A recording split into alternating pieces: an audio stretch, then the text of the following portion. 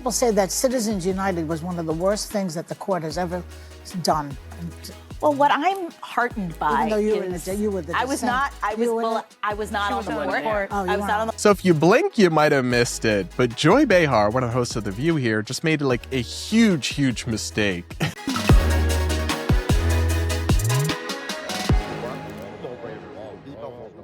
Now up next, we're going to check in with the lovely ladies of The View. That bastion of wisdom on cable news. And remember, guys, it's part of ABC News's news division. This is not like just a daytime soap show.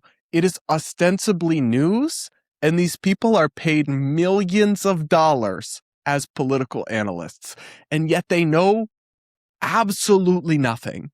If this latest clip and the many other clips we've reacted to over the years from The View is anything to go by, then at least Joy Behar in particular, one of the hosts, lacks like, I don't know, the civics familiarity I would expect of a high school senior, because they just had Supreme Court Justice Ketanji Brown Jackson, who was, of course, appointed by President Biden, who was involved in a little bit of controversy lately because she attended the Grammys, and we will touch on that. But first, I want to play you this clip where Joy Behar accidentally reveals, like, her humiliating ignorance. It really is astonishing stuff. Again, this is a news network. These women are paid millions of dollars for their political opinions. Listen to this. People say that Citizens United was one of the worst things that the court has ever done. Well, what I'm heartened by Even though you were the I was not. I was. Well, I was not on the court. Oh, you I was weren't not on on the the court for that decision. But what I'm heartened by is the engagement of the American people with our legal system. That's what's important for maintaining the rule of law, that in a democracy, you have to have people understanding what's going on with the various institutions, to the extent that they disagree, being critical, because that is the way our system works and functions and responds. So, I do have faith in the courts and in the American people. So if you blink, you might have missed it. But Joy Behar, one of the hosts of The View here, just made like a huge mistake. There's nothing particularly controversial or like inflammatory about the Justice Ketanji Brown Jackson here. Her actual response, it's Joy Behar's question and follow-up comment that is like astonishingly ignorant. So she asked her about the Supreme Court decision Citizens United, which was a campaign finance related First Amendment ruling. That's a decision that was handed down in 2010. Yes, when Obama was president. Ketanji Brown Jackson was appointed by Biden over a decade later. And yet Joy Behar thought she was on a part of the court for that decision and said, oh, because you were in the dissent, meaning she was on the court and ruled and voted against it, but it was overruled. So we're not even close. Like, we're off by over 10 years. This is not an example where we're talking about a case that was like a year before or just the term before a justice joined the court, where then it would be like an understandable mistake. But it's actually like really not even close. And this is not a one-time thing. We have seen time and time again that many of the ladies of The View, despite being paid millions for their political analysis, would fail, I think, the U.S. citizenship test.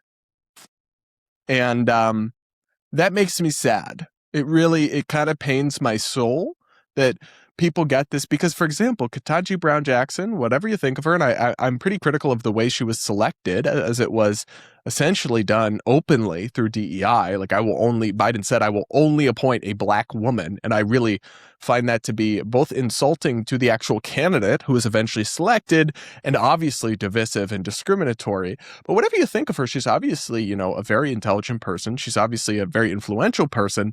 And the fact that platforms like The View give the opportunity to interview someone like her to people who don't even know anything at all, or like so profoundly misunderstand basic facts about the Supreme Court and things to that extent, is really depressing. And then it's also depressing to me that millions of people reward this with their regular viewership and their dollars. But just kind of a microcosm of where we're at and how amazing everything is going.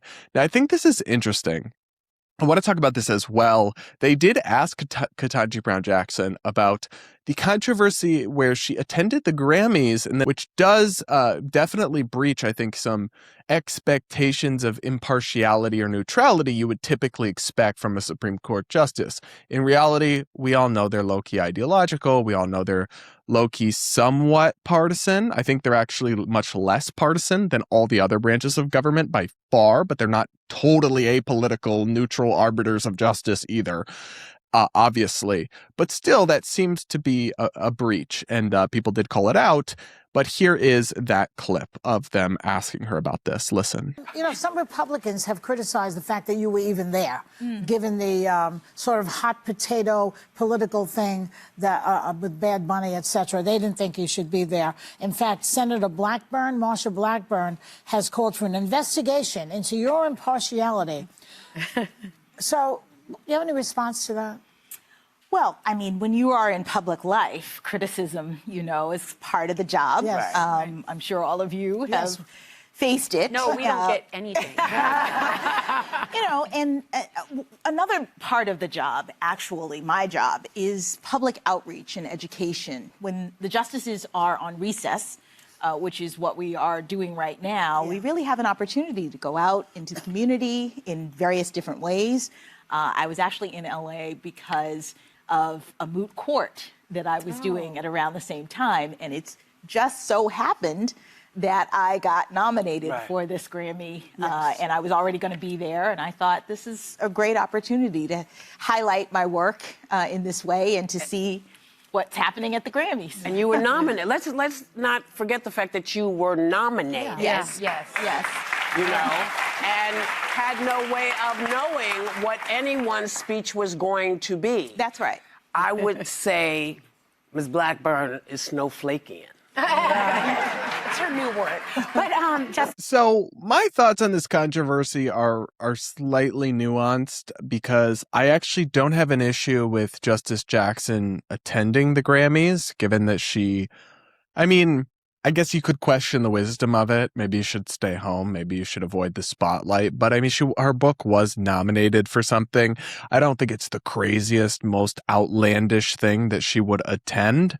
The problem is that if she did more than attend, if she actually applauded and stood up and cheered during any of the stuff where they were railing against ICE or against immigration enforcement, that would demonstrate bias. Now, the problem with that is that I've seen many conservatives and Republicans make the claim that she did that, but I looked and I wasn't able to find actual confirmation or proof of that. So for me, it would really hinge on whether she actually applauded and stood up, or did she just go there? Was she just being there while anti-ICE sentiments were expressed? That to me would not be particularly scandalous. But obviously, if she was in participating in a display of partisan sentiment, that would be something that would be unbecoming of a Supreme Court justice. At the end of the day, do I really think it's the biggest deal? Do I really think it's the end of the world? No, I do not. But I did find it interesting that she was asked about this, and I don't think that being concerned about it makes Marsha Blackburn a snowflake. I actually think it's a legitimate concern with some legitimate questions to be asked about that. But that's just my take. You guys will have to let me know what you think in the comments below. Make sure to subscribe, hit the like button, yada, yada, yada.